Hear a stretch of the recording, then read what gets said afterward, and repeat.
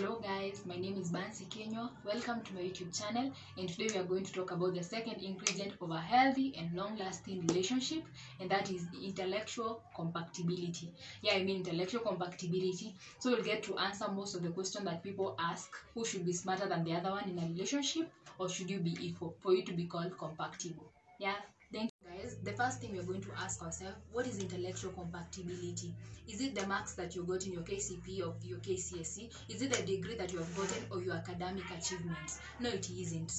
Intellectual compatibility here, we mean that it is the ability for you to learn to how to cope with new things and difficult situations in life and even in relationship. That willingness for you to be able to get skills, to acquire skills that will enable you to cope with situations in life. That is what we are calling intellectual compatibility. Intellectual compatibility is where the two of you, the boy and the girl who are in a relationship, you are ready to learn. You have that willingness in you to learn new skills so that you can cope with life situation, anxiety, stress. If you're met with a new situation, are you going to escape, being an escapist, or are you going to come together and decide what we are going to do to solve or to overcome this situation? So that is all about intellectual compatible. So now we are going to ask ourselves, what are the signs that you and your partner, you're not intellectually compatible with each other?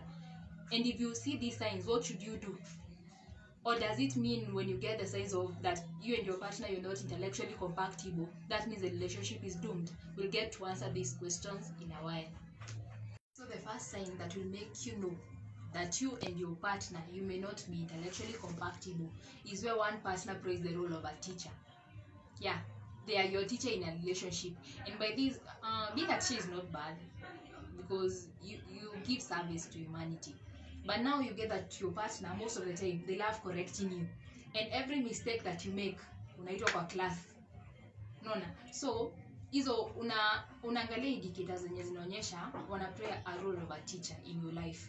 They don't even want to hear your side of the story. And kila time they're always right, you're always wrong. So hizo ndo signs zenye zita indicate your partner is playing a teacher role in the relationship. Now this one becomes worse where the other partner, who is a student now, feels that they are inferior because they feel like their partner is superior than them. So what you can do to this sign, if you indicate it, is one, you open up to your partner, talk to your partner, tell them how you feel when they treat you like a student. Because I believe in a relationship, it's all about equivalence. So talk to your partner, open up. If you don't want the relationship to end, if you see that indicator where your partner is playing the role of a teacher, please talk to them, open up about your feelings, be honest. That's it. Guys, number 2, the second indicator that shows that you and your partner, you may not be intellectually compatible with each other, it's you feel bored. Unafeel umeboeka tu with the topic that your partner is talking about or has brought about for you guys to discuss. That is a indicator.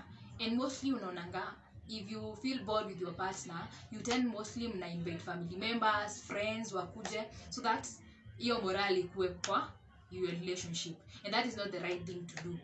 You and your partner, you should always find something to laugh about, talk about. If you start being bored, I would advise that maybe you can engage into physical activities such as sports if you have a common hobby. If not, you can cook together, or you can find something that you reading books. If you love reading books, you can find something that you can do together, and this will create the bond more strongly. Stop being bored. Usiboeke na mtu wako.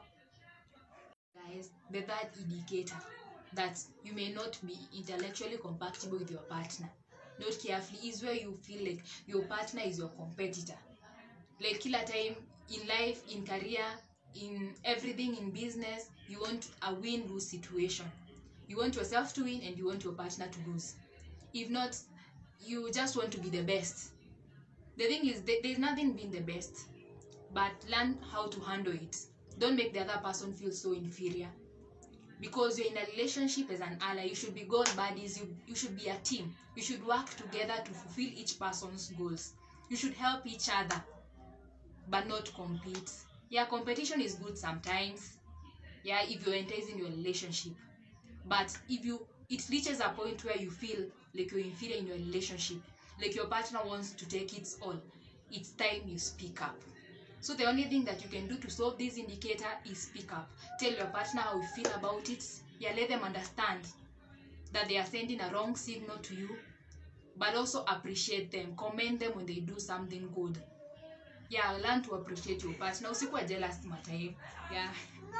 So guys, before the indicator that you may not be intellectually compatible with your partner is where you find yourself that you never go past small talks. By that I mean, okay, saying I love you, yes, but you never have deep, meaningful conversation with your partner. And it's about the topics that matters to you. You should talk, you should have deep conversation with your partner. Yeah, and if you find yourself you're not having this deep conversation or meaningful conversations with your partner, you should ask yourself why. Why are you not having this conversation? Yes, at the beginning of the relationship, it's allowed that you don't talk about these deep conversation or meaningful talks.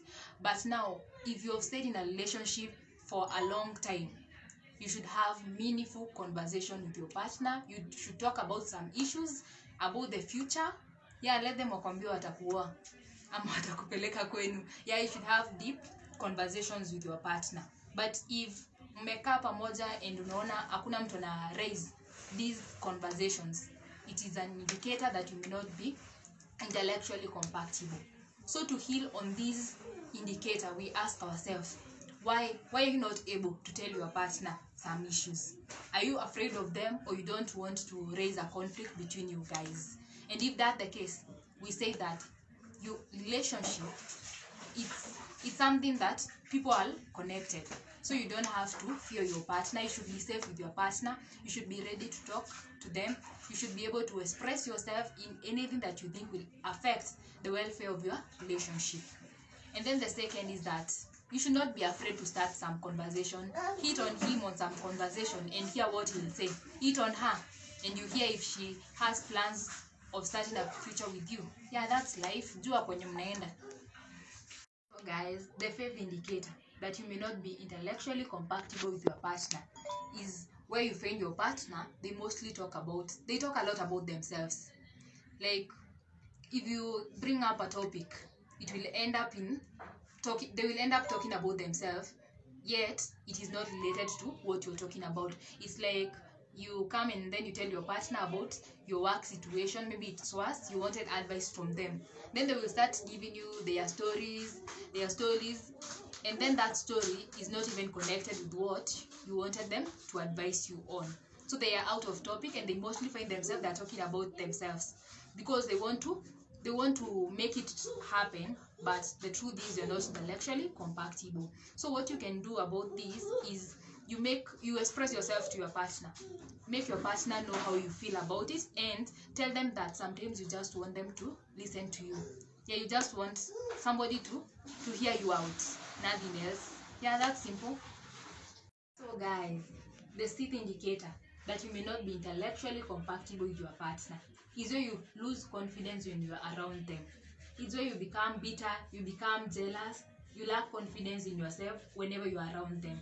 And mostly unaonanga, you tend to agree with what they say because it's not because you don't have any other answer or you don't have any other opinion, but because you believe they are better than you.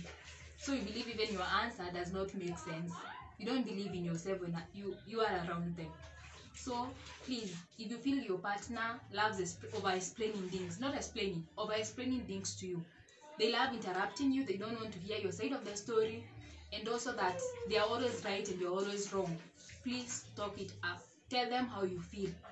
Tell them how you feel when you're around them. They make you feel inferior and they are superior to you, so that you can be able to have confidence. Because as you said, love, all in a relationship, is where you feel that you are safe with your partner. So speak it out. And always remember this: when your partner is putting you down, it doesn't mean that your intelligence is low. It doesn't mean that. It has nothing to do with your intelligence. It's just that you guys are not intellectually compatible with each other. Yeah, so talk about it.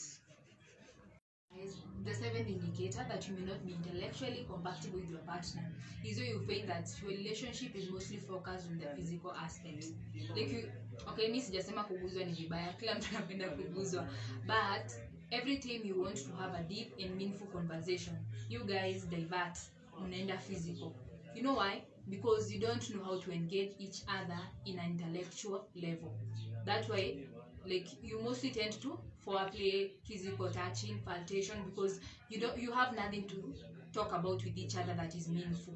Yeah, and if you get this indicator in your relationship, kindly, tafadhali, ask your partner where the relationship is heading.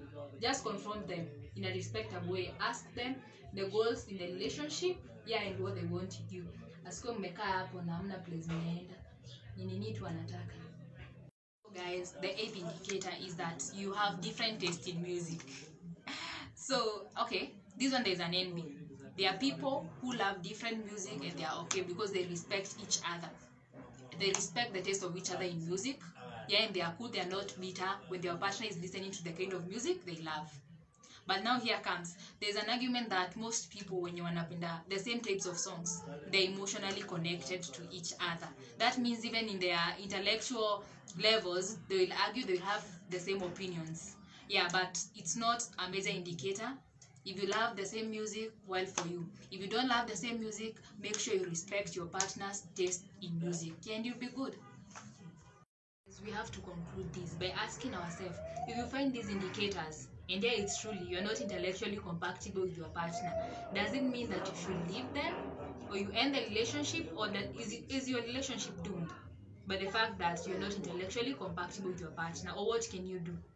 The answer is no. Yeah, the relationship is not doomed, because as we say that intellectual compatibility, the intelligence we are talking about, it's not the raw intelligence, the marks that you got, your academic achievements. No, it's not.